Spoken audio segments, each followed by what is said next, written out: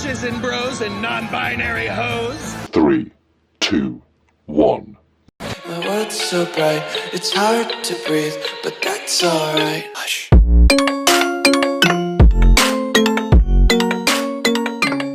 Hey guys, it is Tristan with Nerdut's Newsstand, and before I get into this video, I want to say, sorry, there may be some background noise. My landlord is mowing outside and it's super loud, and I'm not waiting for him to get done, so it's kind of echoing in here. But I want to talk today a little bit about the difference between two viewpoints, and I'm talking specifically about two queer creators.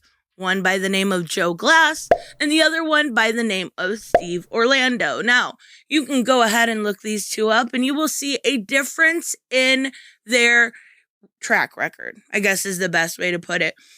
First off, we have Joe Glass, who is mainly known for whining on Twitter, A, and B, Pride. It is a comic that is free on Comixology Unlimited, so I checked it out and I couldn't get very far into it. I wanted to be honest before I did this video and give it a fair chance. Now, the second one you will see is Steve Orlando. Steve Orlando has been a bisexual creator for many, many years. Now, he is doing a few things on the side now. I believe one is Project Patron. I have that and I haven't read it yet.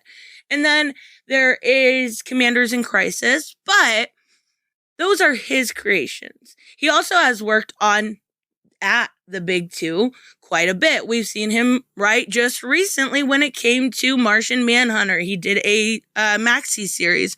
We also have seen him do a lot, and I mean a lot, of really good stories when it comes to Midnighter and Apollo, two characters I absolutely adore, and that is thanks exclusively to Steve Orlando. He is, yes, a queer creator, but he is also talented. He also can back up what he says. Do I love everything he writes? No, not at all. There are a lot of things I don't like, specifically Commanders in Crisis, but for the most part, I do like his writing. He also did a great run on Wonder Woman just recently that I have talked about in detail, probably about a year back, but even so, about, how much I did enjoy it. So, I want to talk about the difference in two queer creators. I want to show you what you do as a creator that is talented, that is relatively beloved in the industry,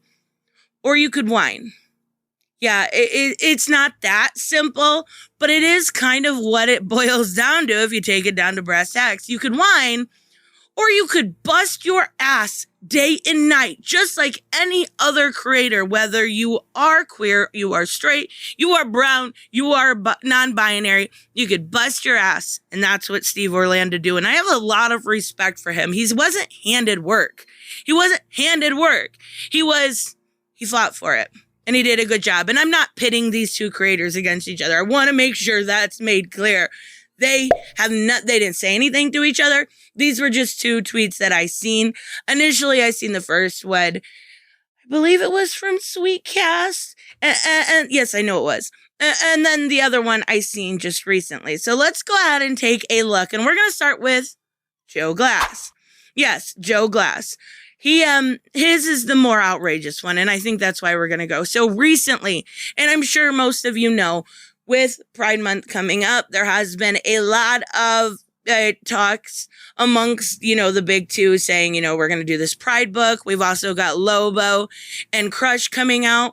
And I believe there is a book, maybe it was Wiccan. I'm not sure. Maybe it was Reptile I'm thinking of, from Marvel that they're also doing. But Marvel does these voices kind of books, and a lot of times they're new creators or creators that haven't had their chance to put their foot in the door. They're usually not amazing quality, but considering the last one was the women's one, and I did have a chance to check it out, and I thought, the Mariko Tamaki thing was cute. There was a couple things in there, but a lot of them are brand new creators. So you got to kind of realize that the art's not going to be great, the writing's not going to be great, and these are maybe creators that you'll never see again. But maybe you'll have their very first work, and they're going to be fantastic. That is so loud. I hate my landlord. I am so sorry. But DC Pride is also coming up also. And we've seen a little bit of preview pages. Now, I can't say I'm a big fan of the pages where one of my favorite brand new characters, which is Jess Chambers, the new non-binary speedster, picking out clothes, and it's kind of awkward. But then you also have, I believe, I don't want to say because I'm not exactly sure, but I thought that Steve Orlando was writing the Pied Piper one. I could be wrong, though.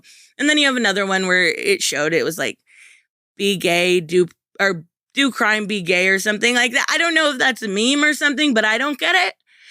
So I just left that kind of alone. But Joe Glass here, and he's going to say, I've had all these messages who stated that they were surprised I didn't take place in these anthologies. No, you didn't. No, you didn't. You just didn't. I'm sorry. Or that I deserve more credit. If those are the people coming to you, they don't like you. They simply are putting up with you because somebody that liked you and enjoyed and valued you as a human being or valued your friendship would say, look, here's where you got to work. If you want to get in these Pride book next year, work on your dialogue, work on your tone, work on your pace. They want to say you deserve more credit, buddy. No. You know what they would say on the top of that list? Work on how you treat people. Work on how you interact with people. Work on the fact that you just simply call people names instead of actually taking a chance to listen to what they have to say. Now, I know Twitter is cancer, and I know there's a lot of people that probably are just bigoted and really bigoted and are terrible to him, and I understand that. But not everyone is that way. That's the rarity. That's the minority, not the majority, right? Work on how you treat people. Work on you going after. I'm pretty sure. I know he did. He went after Sean Gordon Murphy. Sean Gordon Murphy is one of DC's top talents right now. You will not work at DC. You won't. It's that simple. You and Mags drove him off of social media. You are done with that company. You are done. If you want to try to get into somebody like Marvel, who I would say you have a more chance to get into because they are a little bit more left-leaning or put that in their books, I would say work on those things I just told you about. And that's because I care about you as a human being, not because I'm going to sit here and say you deserve more credit. Start off by deleting this tweet. This tweet is very, very long, and he talks about, I would be lying if I wasn't hurt. Of course you probably are. I'm not taking that away from you at all. But what I'm saying is you don't make that public. There are times that I have things in my comment section that hurt me to the core. Or there are times where, I talked in my video yesterday about, I love how like Wes and Perch have, this group of creators that they can work and get along with, and they have this live stream and da-da-da-da-da. Yeah, I would be lying if I said I wasn't hurt at points when I wasn't invited to different comic things. I would be lying. Besides right now, when I'm using it as an example, I would never say it publicly because I'm more professional than that. And I don't want to be somebody's victim. I don't want somebody's pity. I want to prove my worth, not simply whine to get it. And he says, ultimately, no editor or publisher has ever worked with me, nor have actually spoken to many. So it makes sense that no one has reached out. I'm still in that respect an unknown. You're not unknown. You're not. That's the thing. A lot of people know who you are, and not because of your work. Do you understand what I'm saying here? I'm not trying to be that rude jerk. I'm trying to tell you the truth. People know you not because of your work. They know you because of how terrible you are to people as a whole. They know that you are, using your terms, problematic. They know that you're mean. They know that your heart is black. They know all of these things. So yes, those editors do know your name. They just avoid it. And it's not just you. It's people like Alex DeCampi also. It's people like, I can't even think. I was going to say Stephanie Phillips and not her. She's a sweetheart. But, well, kind of. And that's for another day. But this isn't because of your work. It might be partially because of your work, but it's only a 6 to 12 issue or a page in an anthology. If your story was bad, they could do it. It wouldn't be a big deal. It's because of who you are on the inside. It's because of how mean you are. Plain and simple. Now, I'm going to flip the coin and talk about somebody that deserves respect and how they act when it comes to something that upsets them. So he does go on, Steve Orlando, he says, I rarely get into it because I don't want people taking it the wrong way. He actually, since this is brand new to me, I did not know this because I always see, Steve Orlando, a queer creator. He's actually identifies as bisexual. I believe, I seen pictures of him and I want to say husband or boyfriend. Oh my God. So fucking cute. I love it. But, and he said there's nothing wrong with being gay or bi. Of course, I'm not a big on labels and I generally don't care. But in 7 years, and that's what I'm saying. He's been in the industry since before all that typecasting went through, right? Before it was like, okay, well, you're gay and brown, Vita Ella, specifically, you get all these jobs. He was in the industry and he worked his ass off beforehand. In 7 years, literally only identifying one way. The assumptions from all sides do let me down. Representation matters. This is where it got me. And getting typecast is still a letdown. He doesn't want your handouts, and I fucking respect that.